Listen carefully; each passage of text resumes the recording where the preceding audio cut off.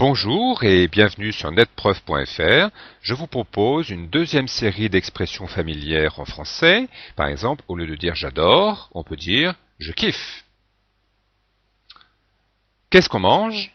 On peut dire qu'est-ce qu'on bouffe? Le verbe bouffer veut dire manger. Il y a la bouffe, la nourriture, et si elle est mauvaise, c'est la malbouffe. Tu veux de l'eau? On peut dire tu veux de la flotte? Il y a le verbe flotter qui veut dire pleuvoir, l'eau qui tombe du ciel. J'ai bien ri à cette fête. On peut dire j'ai bien rigolé à cette teuf. Rigoler veut dire rire. Il y a l'adjectif rigolo, c'est amusant, c'est drôle. On peut dire aussi se marrer pour rire. Dans ce cas-là, on dirait je me suis bien marré. C'était marrant, c'était amusant. Alors, teuf est en fait le verlan du mot fête, le verlan, c'est-à-dire les syllabes à l'envers. Au lieu de dire fête, on dit teuf. On inverse les syllabes. Il y a beaucoup de mots en verlan communément utilisés aujourd'hui. Par exemple, à la place de homme, on peut dire mec, et en verlan, ça devient comme. Et meuf, la femme, coff, le flic, etc., etc. Beaucoup d'exemples. Alors, on continue. On a acheté des vêtements. On a acheté des fringues.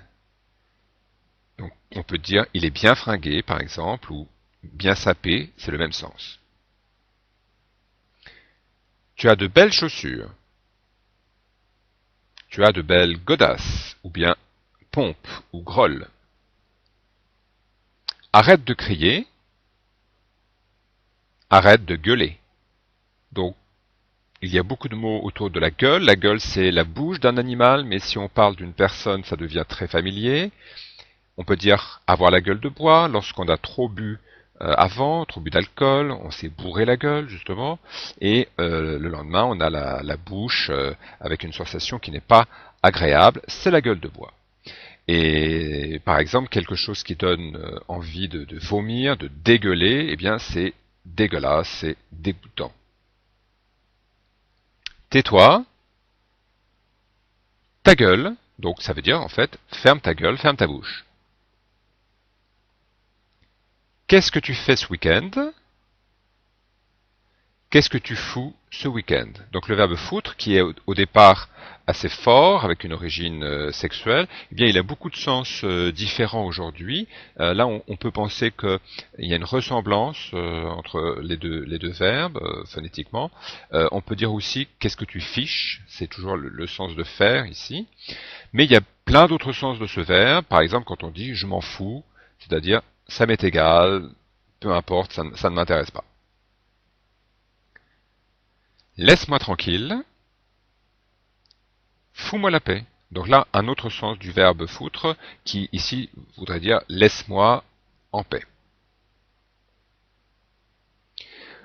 Où j'ai mis mon livre? Point d'interrogation.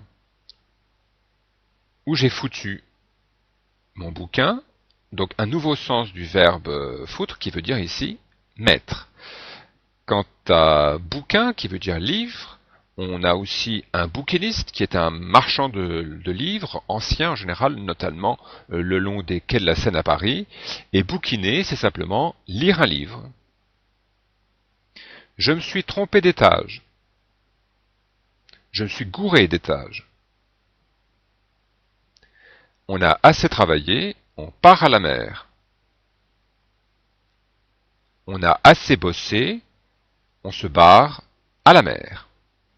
Alors bosser, qui veut dire travailler, on peut dire aussi le taf, le travail.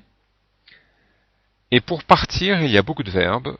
Donc se barrer ici, ou se tirer, se casser, ou le verbe filer, avec l'idée en général de rapidité.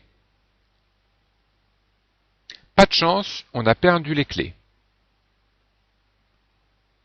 Pas de bol, on a paumé les clés. Donc la chance, c'est le bol. On peut dire aussi le pot, la veine. Donc on dirait par exemple pas de pot, pas de veine. Et quelqu'un qui a de la chance, il est vénard. C'est un copain de ma sœur. C'est un pote de ma frangine. On a aussi frangin pour le frère. C'est à 50 km. C'est à 50 bornes. Donc une borne, au départ, c'est cet objet qui est le long des routes et qui indique la distance parcourue. Donne-moi ton numéro. On peut dire file-moi ton numéro.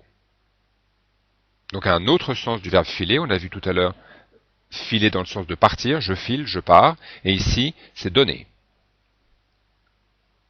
Tu comprends? Tu piges? Il y a du bruit dans les chambres.